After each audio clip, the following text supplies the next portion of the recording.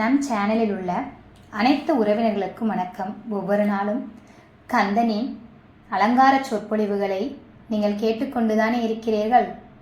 ஒவ்வொரு நாளும் ஒவ்வொரு பதிவிலும் ஒவ்வொரு கருத்துக்களை உங்களுக்கு நான் சொல்லிக் கொண்டிருக்கின்றேன். இது அப்பன் முருகன் எனக்கு கொடுத்த வாய்ப்பாக நான் நினைக்கிறேன்.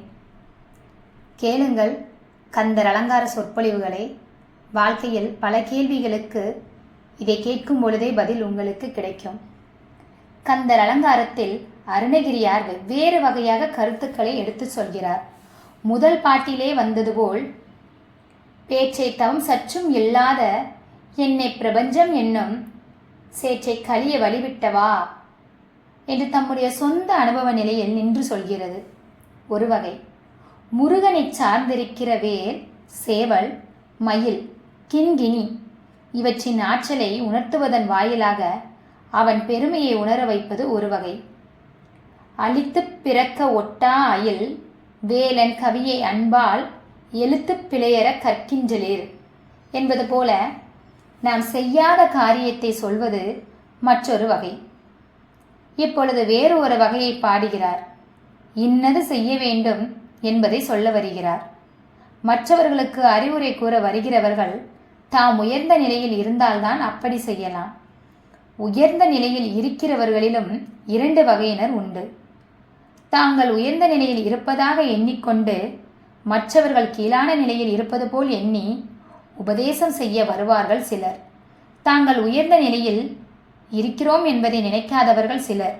அவர்கள் பின்னும் உயர்ந்த நிலைக்கு ஏறிவிடுகிறார்கள். செருக்கு எந்த நிலையிலும் வந்துவிடும்.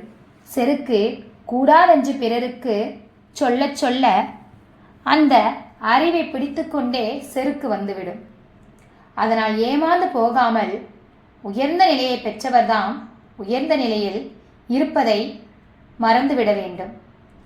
தாம் பெற்ற பேச்சாலே உயர்ந்த நிலை ஒன்று, அதனை மறந்து விடுவதனாலே மேலும் உயர்ந்த நிலை ஒன்று. ஆக இரண்டு உயர்வு அப்போது கிடைக்கும். பிறருக்கு உபதேசம் செய்ய வருகின்ற அருணகிரிநாத பெருமான், நான் இந்த அதிகாரம் உடையவன் என்று நினைத்து சொல்லவில்லை, நானா பாடுகிறேன், எம்பெருமான் திருவடி பட்டதனால் அல்லவா இந்த பாட்டு வருகிறது என சொல்வதன் மூலம் செருக்கை தொலைத்து கொண்டு பிறகு உபதேசம் செய்கிறார். அவர் செய்யும் உபதேசம் நம்மிடத்தில் உள்ள பரிவினால் வருவது.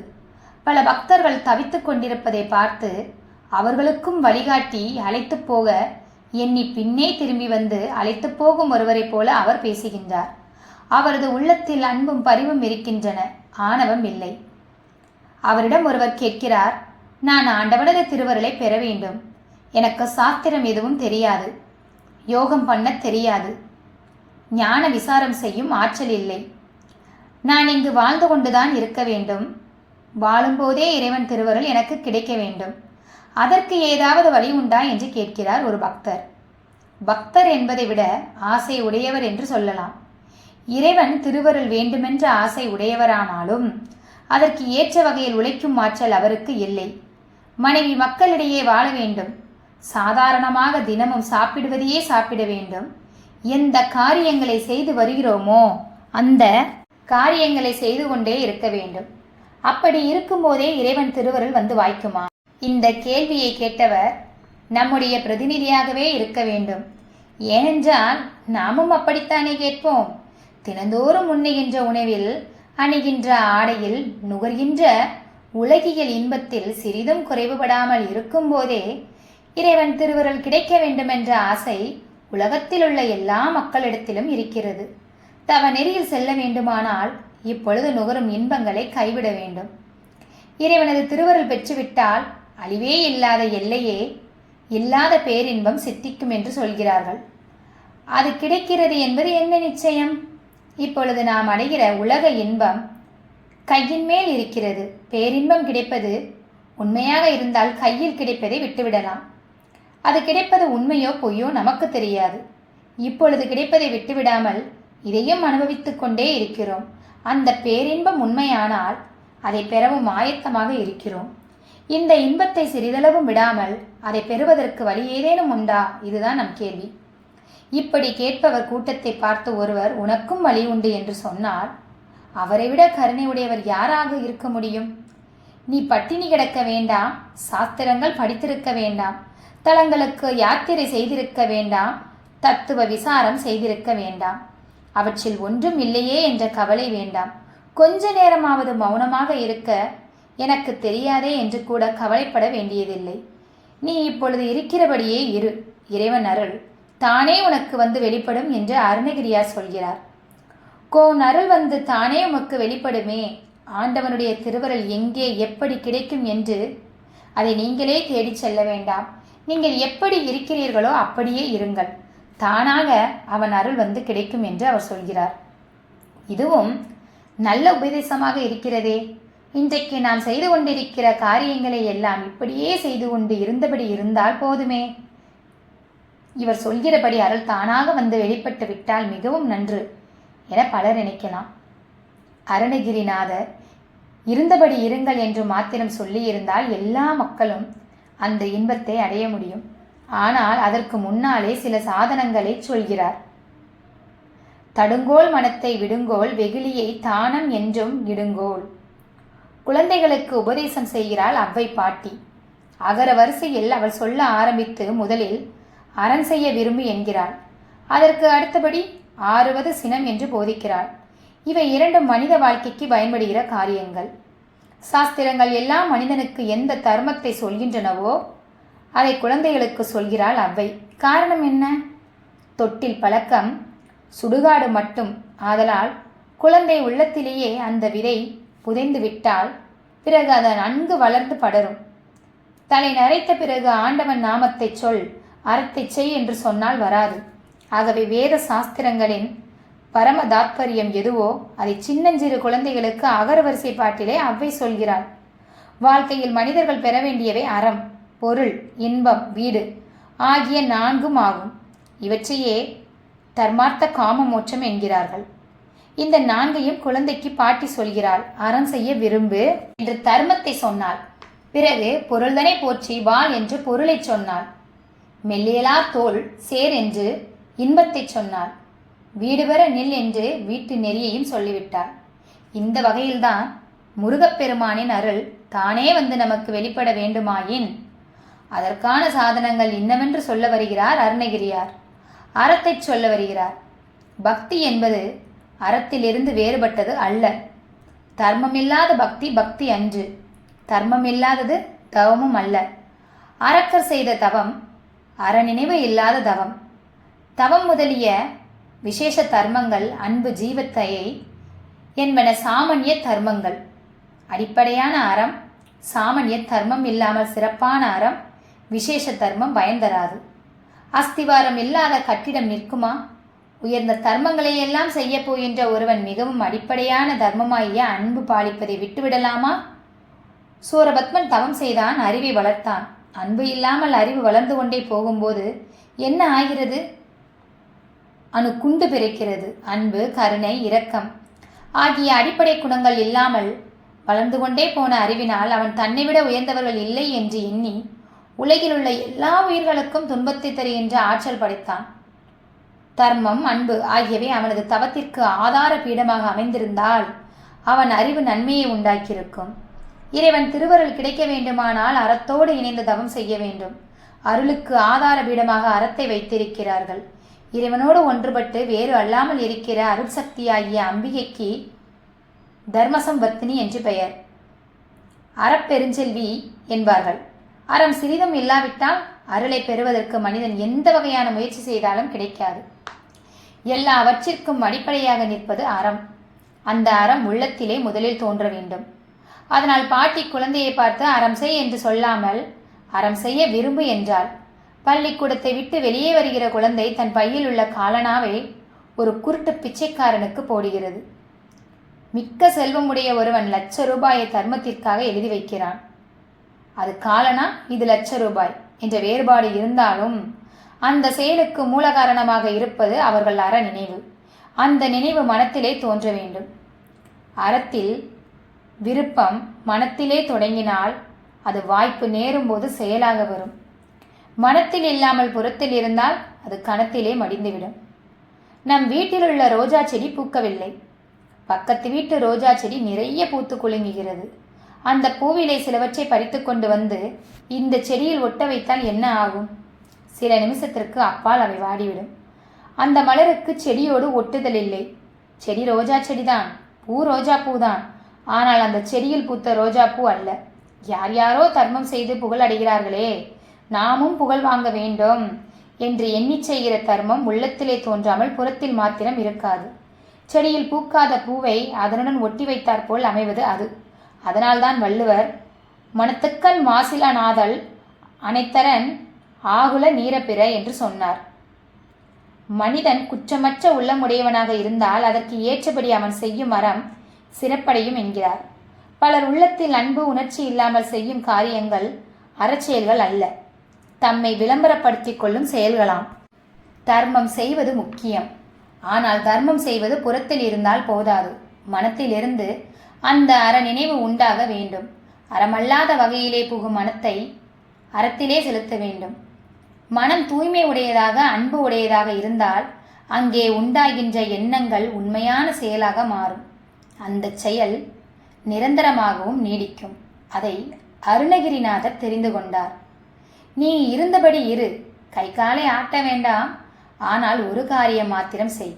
கடிவாளம் எதுவும் இல்லாமல் தலைதெறிக்க ஓடிக்கொண்டிருக்கிறது மனம். அதன் ஓட்டத்தை நிறுத்த வேண்டும். ஓடும்போது லகானை மாத்திரம் இழுத்துப்பிடி என்கிறார். அவர் மனத்தை ஓடாமல் செய்யுங்கள் என்று சொல்லலாம், மனத்தை அடியோடு அழித்து விடுங்கள் என்று சொல்லலாம். அப்படி சொல்லவில்லை. மனத்தை அடக்கி பக்குவமாக்குகிற பெரியவர்கள் 3 வகையான காரியங்களை செய்து கொண்டிருக்கிறார்கள். ஒன்று மனத்தை தடுப்பது, மற்றொன்று மனத்தை நிறுத்துவது, மூன்றாவது மனத்தை அழிப்பது. மனத்தை தடுப்பது என்பது போகும் வழியை மாற்றுவது, மடை மாற்றுவது, ஓட்டத்தை நிறுத்துவது அல்ல. மனத்தை நிறுத்துவது என்றால் ஒரு குறிப்பிட்ட இடத்தில் அசையாமல் நிற்க செய்வது. அப்புறம் நின்ற மனத்தை இறந்து போகும்படி செய்யும் நிலை ஒன்று. அவ்வாறு மனமற்ற பரிசுத்த நிலையே ஜீவன் முக்தி நிலை. இந்த நிலை எப்படி வரும்? தன் இச்சைப்படி ஓடுகின்ற மனத்தை மடைமாற்றி ஓட செய்து பின்னர் ஒரு குறிப்பிட்ட இடத்தில் நிற்க செய்து பழக பழக கடைசியில் வரும். இப்பொழுது மனம் உன்னை தடுத்து கொண்டிருக்கின்றது, இனி நீ மனத்தை தடு என்று அருணகிரியார் ஆரம்பிக்கிறார். உன் மனம் குதிரையின் கடிவாளத்தை வேறு யார் யாரோ பிடித்து கொண்டு ஓட்டுகிறார்கள். அதை மாற்றி நீயே பிடித்துக்கொள். பாய்ந்தோடுகிற மனத்தை நிறுத்த வேண்டாம், மடை மாற்றிவிடு என்கிறார். மாணிக்கவாசக பெருமான் தம்முடைய சொந்த அனுபவம் ஒன்றை இப்படித்தான் மிக அழகாக சொல்கிறார். ஆண்டவனே, நான் உன்னை அடைவதற்கு எந்த காரியத்தையும் செய்யவில்லையே. நான் இருந்தபடி இருந்தேன். என் இந்திரியங்களை நிக்கிரகம் செய்தேனா? இல்லையே. கண்ணால் பார்த்து கொண்டுதான் இருந்தேன், காதால் கேட்டுக்கொண்டுதான் இருந்தேன். அப்படி இருக்கும்போது என்னை நீ ஆட்கொண்டாயே, அது என்ன ஆச்சரியம் என்று வியப்போடு பேசுகின்றார். ஆண்டவன் அவரை எப்படி ஆட்கொண்டான்? அவரே சொல்கிறார். ஆண்டவனே, நான் பல பல பொருட்களை பற்றி சிந்தித்து கொண்டே இருந்தேன். அந்த சிந்தனையை அடைக்கவில்லை. ஆனால் அதை உன் பக்கம் திருப்பிவிட்டேன். நீ திரும்பும்படி அருள் செய்தாய். என் கண்கள் ஏதேதோ பார்த்து கொண்டு இருந்தன. அந்த பார்வையை நான் நிறுத்தவில்லை. அதை உன் பக்கம் திருப்பிவிட்டாய். வாய் எதை பற்றியோ பேசிக்கொண்டே இருந்தது. அந்த வாயை அடைக்கவில்லை. ஆனால் உன்னை பற்றி பேசிக்கொண்டே இருக்கும்படியாக செய்தாய். ஆகவே நான் முன்பு எப்படி சிந்தித்து பார்த்து கேட்டு பேசிக்கொண்டு இருந்தேனோ அப்படியேதான் இருந்து கொண்டிருந்தேன். ஆனால் அவை முன்போய் கொண்டிருந்த பாதையை திருப்பி உன் பக்கமாக போய்கொண்டே இருக்கும்படி செய்தேன். மடை மாற்றிவிட்டேன், அவ்வளவுதான் என்றார். ஒரு ஓட்டை குடம் இருக்கிறது. அந்த ஓட்டை குடத்தில் தண்ணீரை எவ்வளவு தடவை நிரப்பி வச்சாலும் தண்ணீர் அந்த துவாரத்தின் வழியாக ஒழுகி போய் விடுகின்றது. அந்த ஓட்டை குடத்தில் அமுதத்தை நிரப்ப வேண்டும். தண்ணீர் விட்டாலே ஒழுகி போய் விடுகிற ஓட்டை குடத்தில் அமுதத்தை விட்டால் ஒழுகி போகாமல் இருக்குமா? அமுத கடலாக இருக்கிற இறைவனிடத்தில் இருந்து அமுதத்தை அகப்பையினால் எடுத்து குடத்திற்குள் விட்டால் ஒழுகி போகும். ஆகவே மாணிக்கவாசகர் என்ன செய்தார்? அந்த குடத்தையே அமுத கடலுக்குள் போட்டுவிட்டார். எந்த துவாரத்தின் வழியே அமுதம் ஒழுகி போய்விடும் என்று அஞ்சினாரோ அந்த துவாரத்தின் வழியே அமுதம் உள்ளே புகுந்து குடத்தை நிரப்பிற்று. முன்னே இருந்த துவாரம் அடைபட்டு விடவில்லை. ஆனால் அமுதம் அதன் வழியாகவே குடத்திற்குள் நிரம்பிவிட்டது. குடமும் அமுதக் கடலுக்குள்ளேயே கிடைக்கிறது. ஓட்டைகளை அடைக்காமல் குடம் நிரம்பிவிட்டது. எவ்வளவு வியப்பு! சிந்தனை நின் தனக்காக்கி நாயினேன் தன் கண் இணை நின் திருப்பாத போதுக்கு ஆக்கி வந்தனையும் அம்மலருக்கே ஆக்கி வாக்கு உன் மணி வார்த்தைக்கு ஆக்கி ஐம்புலன்கள் ஆற வந்தனை ஆட்கொண்டுள்ளே புகுந்த விச்சை மாலமுதப் பெருங்கடலே மலையே நின்னை தந்தனை செந்தாமரை காடு அணைய மேனி தனிச்சுடரே இரண்டுமில் இத்தனியனர்க்கே என்பது திருவாசகம். இதேபோல நீங்கள் செய்ய வேண்டும் என்கிறார் அருணகிரிநாதர். தன் இச்சைப்படி ஓடுகின்ற மனத்தை நிறுத்த முடியாது. அது ஓடுகின்ற வேகத்திற்கு அங்கங்கே முட்டுக்கட்டை போட்டு மடை மாற்றிவிட வேண்டும். ஓடுகின்ற மனத்தை அங்கங்கே தடுக்க வேண்டும். தடுப்பதாவது அதன் போக்கை திருப்பி ஓட விடுவது. இதனால் என்ன ஆகும்? அப்போதைக்கு மனம் கொஞ்சம் வசப்பட்டது போல ஆகும். ஆனால் தன் இச்சைப்படி போக முடியாத காரணத்தினால் கோபம் உண்டாகும். நம்மை நாமே கோபித்துக் கொள்வோம். மற்றவர்களை அடித்து பழகின கை அடிக்க ஆள் அகப்படாவிட்டால் தன்னையே அடித்து கொள்ளும்.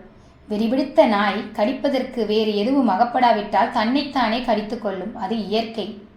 பொறிகளின் செயற்கை தடுக்கப்படவில்லை என்றாலும் மடை மாற்றப்பட்டு விட்டதல்லவா, அதனால் உள்ளே கோபம் கொந்தளிக்கும்.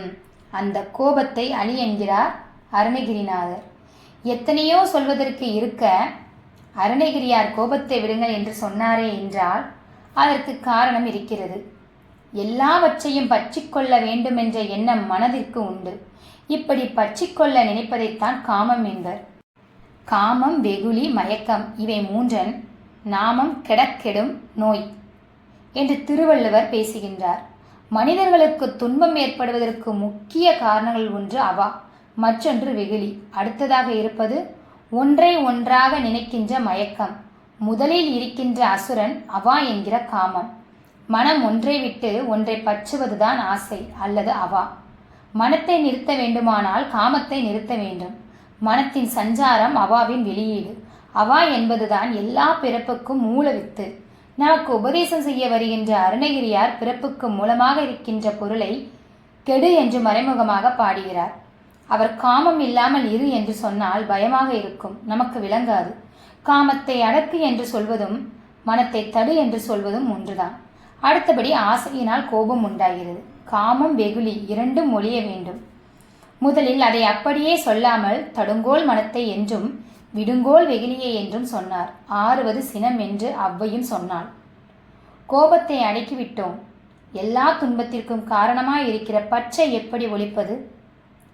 அதை போக்குவதற்கு வழி உண்டு. அது தானம்.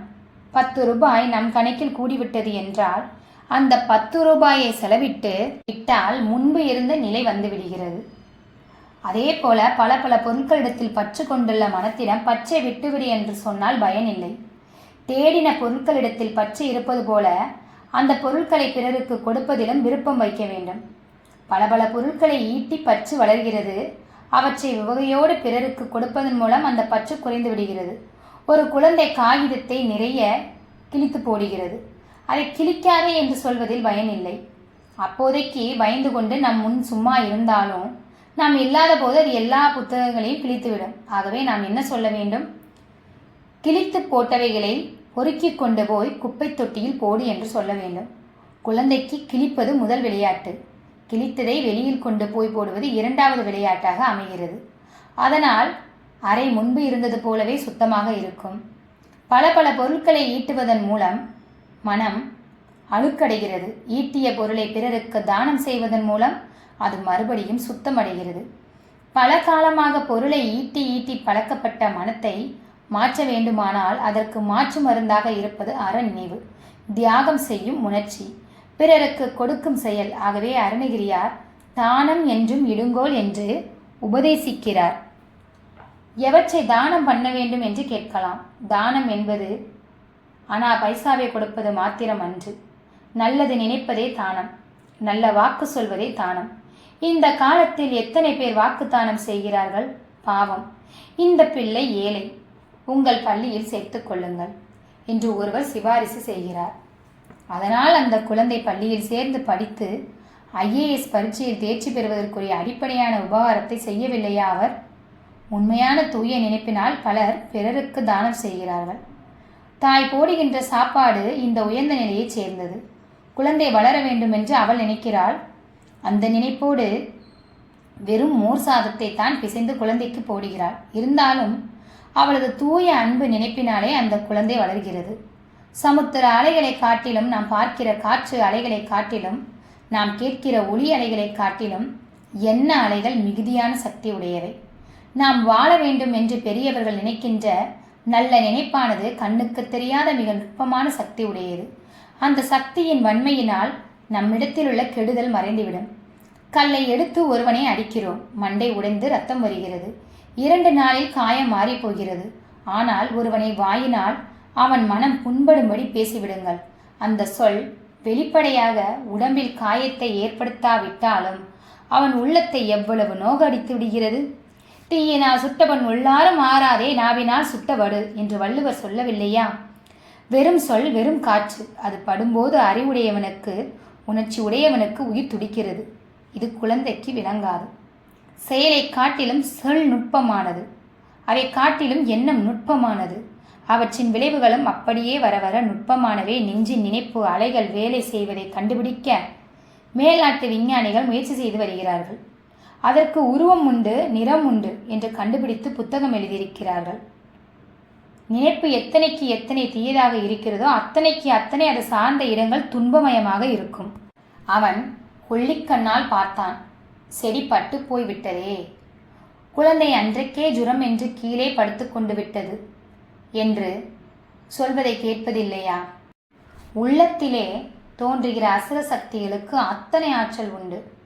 பிறருக்கு தானம் கொடுக்க வேண்டுமென்ற விருப்பம் உள்ளத்தின் விளைவு. உள்ளத்தின் அன்பு இருந்தால்தான் கொடுக்க தோன்றும். உள்ளத்தில் பற்று மெல்ல மெல்ல நழுவி தன்னிடம் உள்ள பொருட்களை எல்லாம் பிறருக்கு கொடுக்க வேண்டுமென்ற அன்பு நினைவு எப்பொழுது உண்டாகிறதோ அப்பொழுது இறைவன் நமக்கு அருள்பாலிக்க வருகிறான். தடுங்கோல் வானத்தை விடுங்கோல், வெகுளியை தானம் என்றும் இடுங்கோல். இந்த விரிந்த உலகத்திலே ஒவ்வொருவரும் ஒவ்வொரு திசையில் சென்று கொண்டே இருக்கிறார்கள். அவர்களது பார்வை எல்லாம் வெளிநோக்காக இருக்கிறது. ஒருவர் பார்த்ததை இன்னொருவர் பார்க்கவில்லை. அவரவர்கள் தாம் கண்டதை உண்மை என சொல்கிறார்கள். எல்லோரும் மையத்தின் வெளிவட்ட கோட்டில் நிற்கிறார்கள். அவர்கள் பிரயாணத்தை வட்டத்தின் உள்முகமாக செலுத்தினால் எல்லோரும் வந்து சேருகின்ற இடம் மையப்புள்ளி ஒன்றுதான். புறநோக்கமானது வேறுபாட்டை வளர்த்து வரும். பார்வையை உள்முகமாக செலுத்தினால் வேறுபாடுகள் எல்லாம் கொஞ்சம் கொஞ்சமாக குறைந்து எல்லாவற்றுக்கும் மூலமாக இருக்கிற பரம்பொருளை தெரிந்து கொள்ள முடியும்.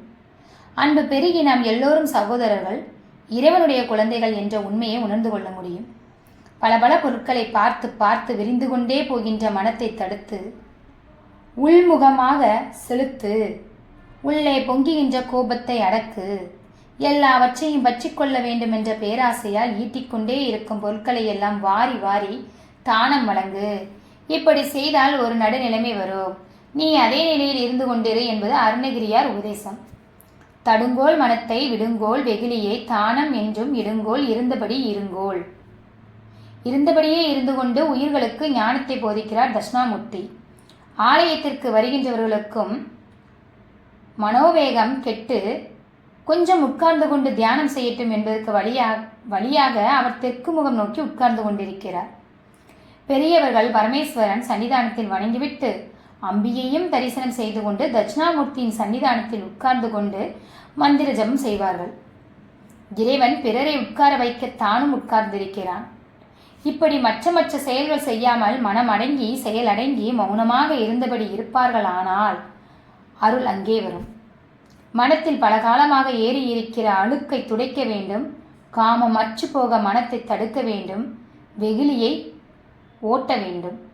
பல காலமாக இருந்த பற்று கழிவதற்காக தானம் செய்ய வேண்டும். இந்த 3 முயற்சியும் தீவிரமாக இருந்தால் மனத்தினுடைய மாசு போகும், அது சுத்தமாகும். ஆண்டவன் எந்த இடம் சுத்தமாக இருக்கிறது, நாம் தலையில் உள்ள அருள் மூட்டையை எங்கே சிறிது வைத்துவிட்டு உட்காரலாம் என்று காத்து கொண்டிருக்கிறான். சுத்தமான உள்ளத்தை வைத்துக்கொண்டு இருந்தபடி இருந்தால் அவன் அருள் அங்கே வெளிப்படும். ஒரு விளக்கை ஏற்றி வைத்து அதன் மேல் மரக்காலை கவிழ்த்தால் விளக்கின் ஒளியை பார்க்க முடியாது. மரக்கால் விளக்கின் ஒளியை மறைத்து விளக்கை நமக்கு காட்டாமல் தன்னை காட்டுகிறது. ஆனால் விளக்கின் மேல் கண்ணாடி குளோப்பை கவிழ்த்தால் அதற்குள் இருக்கிற விளக்கும் தெரிகிறது. விளக்கின் ஒளியும் வெளிப்படுகிறது.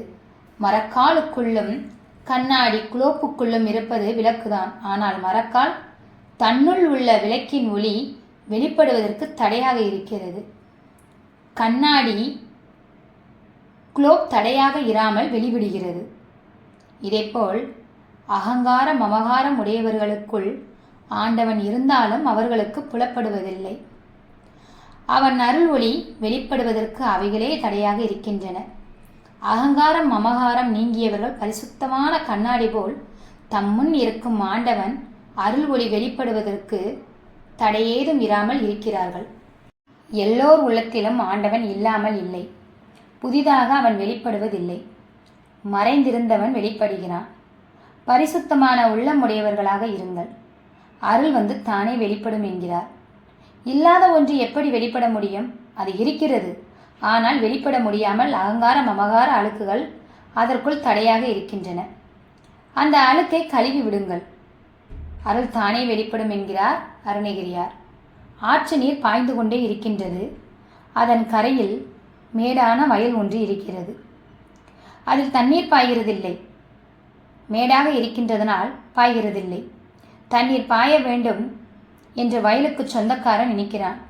ஒரு பெரியவர் அதற்கு வழி சொல்கிறார். ஆற்றோரத்தில் மேடாக இருக்கிறதே, அந்த மேட்டை வெட்டிவிடு. நடுவில் இருக்கிற புதர்களை எடுத்து பள்ளமாக்கு. பிறகு பார், தானே ஆற்று நீர் உன் வயலில் பாயும் என்கிறார். அவர் சொல்வது நியாயம்தானே. ஆற்று நீரை குடங்குடமாக எடுத்து விட்டாலும் வயல் முழுமையும் பாய்ச்ச முடியாது. வயலில் நீர் பாய தடையாயிருக்கும் மேட்டையும் புதரையும் நீக்கினால் நீர் தானே பாயும். இதுபோலவே அருணகிரியார் ஆண்டவன் அருள் நீர் பாய வழி சொல்கிறார். இந்த மேட்டையெல்லாம் வெட்டிவிட்டு சும்மா இரு, அது தானே பாயும் பார் என்கிறார். பூமிக்கு கீழே தண்ணீர் இருக்கிறது, அது தானே வெளிப்படும்படி செய்யலாம்.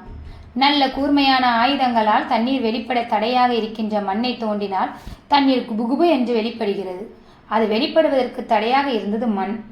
அது தன்னை காட்டி தன்னுள் இருக்கும் தண்ணீரை மறைத்து கொண்டிருக்கின்றது. அதை அகற்றிவிட்டால் அந்த பூமியில் இருந்தே தண்ணீர் வெளிப்படுகிறது.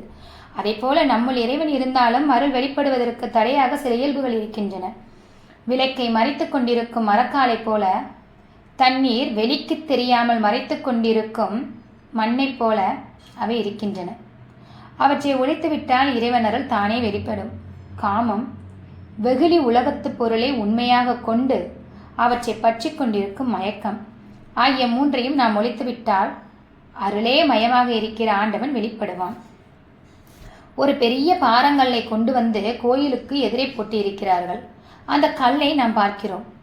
அதே கல்லை ஒரு சிற்பியும் பார்க்கிறான். நாம் கல்லைத்தான் பார்க்கிறோம்.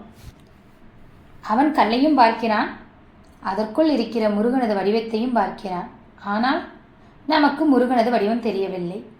சிற்பி அந்த முருகனது வடிவம் நமக்கு தெரியாதபடி மறைந்திருக்கின்ற பகுதிகள் எல்லாவற்றையும் தன்னுடைய ஒளியால் செதுக்கி செய்கிறான்.